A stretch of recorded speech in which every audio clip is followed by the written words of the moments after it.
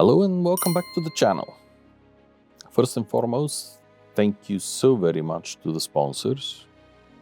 It is thanks to you that these videos continue to be made, and it is really mostly for you that I make them. So thank you so very, very much for your generosity.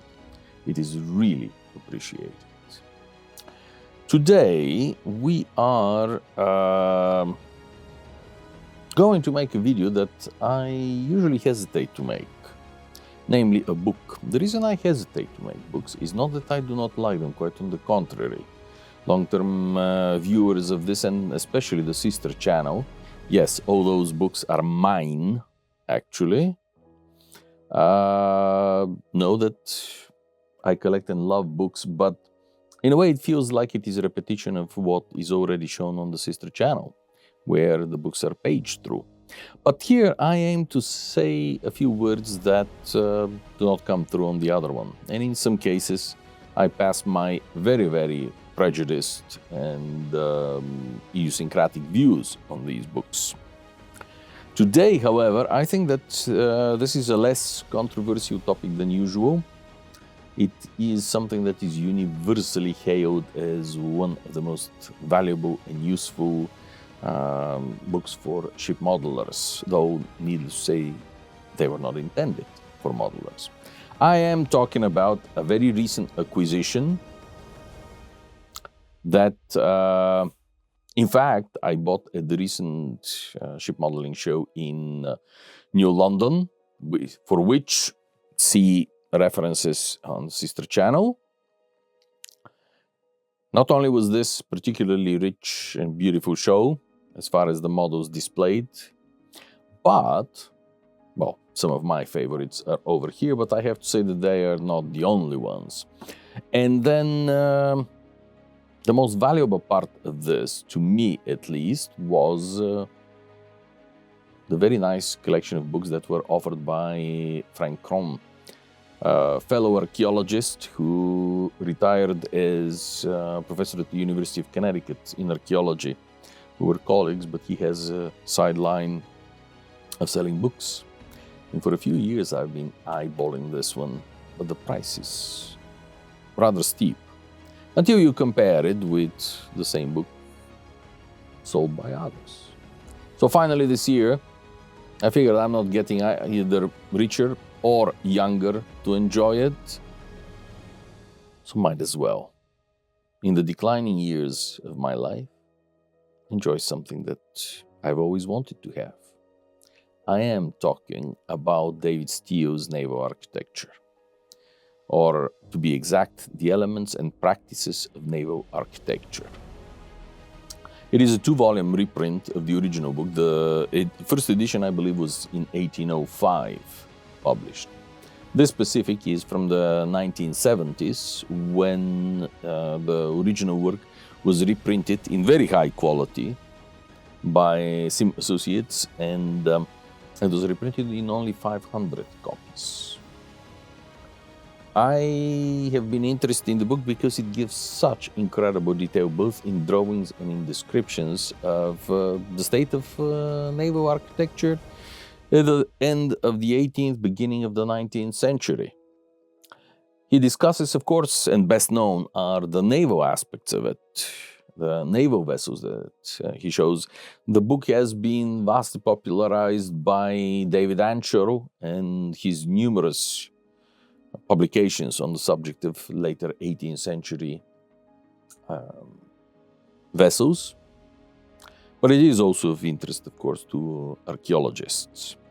Right now I have opened the folio of ship's drawings, and this is the plan of the deck and of the gun deck and the orlop of an 80-gun ship of the line. This is similar to Caesar and other. Towards the end of the century, the British built a few 80-gun ships of the line, really following the example of the French, which is rather ironic because the first 80-gun two-deckers were a British invention, or perhaps even more accurately, English invention. They date to the big shipbuilding program, 27 ships, program immediately after the so misnamed Glorious Revolution. It was neither a revolution nor was it glorious, it was just plain old foreign invasion.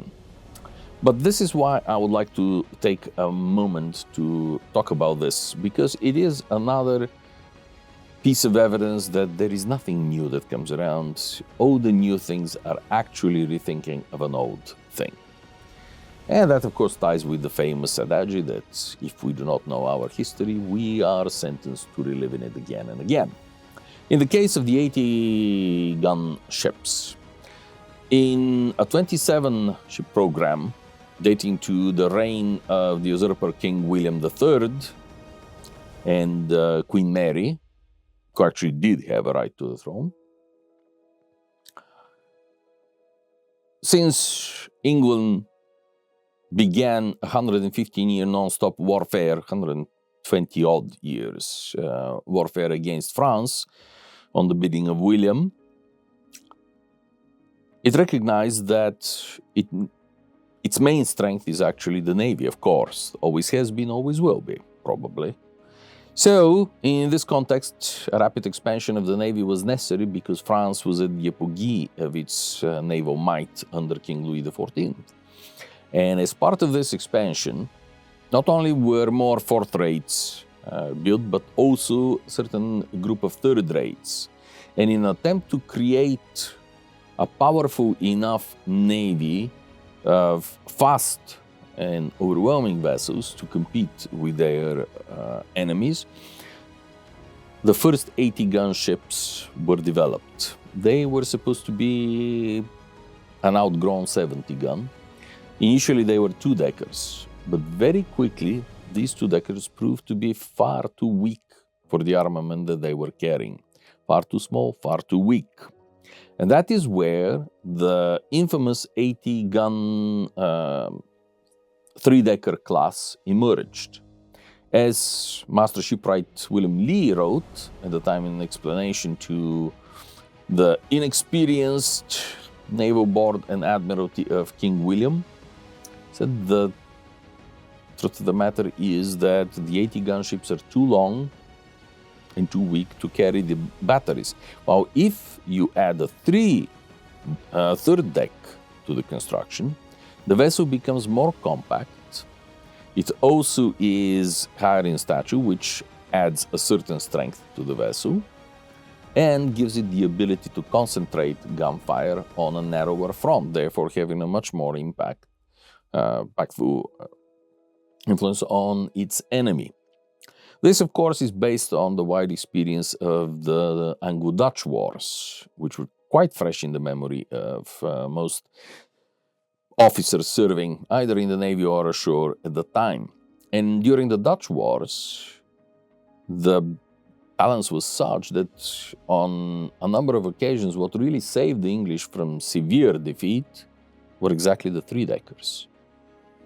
Just by the 18th century, when they developed this horrible reputation of slowness, unseaworthiness, etc., and actual weakness because they could not carry their guns high enough above the waterline, therefore, in anything of a sea going, they had to close the lower decks, thus depriving themselves of their heaviest battery. All of this is the conventional wisdom that you read everywhere, and oh, how stupid the English were to build such vessels. Oh, they were terrible ships, and everybody was better than the English shipwrights. And here I will quote the American scholar Howard Chappell, the famous yacht designer, who once very pointedly wrote in one of his books, I think it was in the Search for Speed Under Sail, he said, well, if the English ships were so inferior, and the French were so much better and so much faster, then how come all of them ended up captured by the English in chases, all these very fast frigates?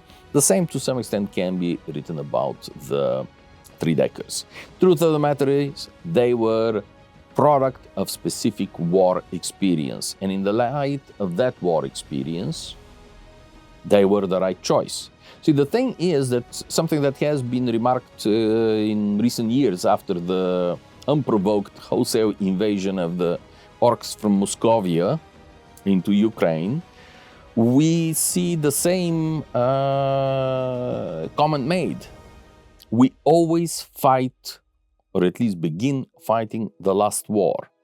So when the wars against France in the 18th century began, in the first half of the 18th century, the Royal Navy was still informed by the experience of the 17th century wars against the Dutch, where the three-decker was the anchor point, the strong point of the line. There are no three-deckers that ever surrendered. There were one that was lost by running aground under the command of a supposedly experienced parliamentarian officer. Another one was burned, but by and large none were lost in battle. So, that is the background to the 80-gun ships. It is quite interesting to see that the much maligned 80-gun two-decker class of the 1690s is renewed in the 1780s and 90s. And, well, the 1790s really, during the French Revolutionary Wars. And this example here in these drawings is representing one of these later vessels.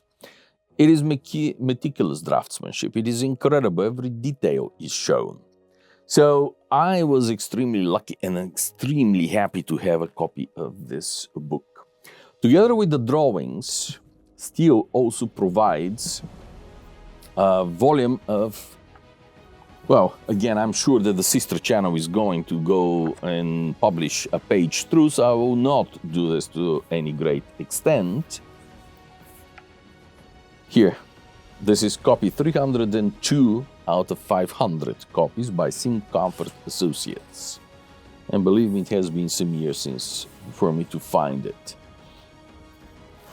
This book describes all the parts, from calculation of tonnages and displacement, methods of finding the gravity and center of buoyancy at the time. It goes through instructions how to draw the ship's lines, or delineate the body, the several drafts and plans of a ship. It is describing the way that you lay this out on the mold floor. It is described how to put them together, how to design boats, how to use hull molding for boats. This is another interesting topic that perhaps some other time we can cover. And finally, and probably most importantly, or at least for ship modelers, if not, and to some extent for us too, the book ends up with series of tables that describe every possible dimension that you can imagine, that you can want. And this really is where the value is. Although the book's focus is undoubtedly the Navy and naval craft, there is also description of other merchant vessels, from collier brigs up to East Indiaman, fast-sailing smaller craft, some probably based on the American pilot schooners. So for anyone who is interested in shipbuilding in the later 18th and beginning of the 19th century, throughout the Revolutionary and Napoleonic Wars, probably starting as early as the American Revolutionary War, I think that this is an absolute treasure trove. And because it is so wonderful and so informative and so beautiful, be prepared to pay a major penny for the pleasure of obtaining them. Steel, of course, published other things, not just this one. And many have been reprinted in recent years at much more reasonable prices, something in the vicinity of $20 to $25 a volume. But there is his seamanship book, his naval tactics book. Then he has, seamanship and navigation are together. Then he has sail making and, of course, rigging and spar making. Some of these books you have seen on the sister channel in the construction of the sails on the Boreas. They are all based entirely on steel, and that is their value and why it took so long to build them. With this, ladies and gentlemen, I wish you a most wonderful day. Enjoy the rest of it. Have fun, and once again, huge thank you to the sponsors. I truly appreciate it. Goodbye.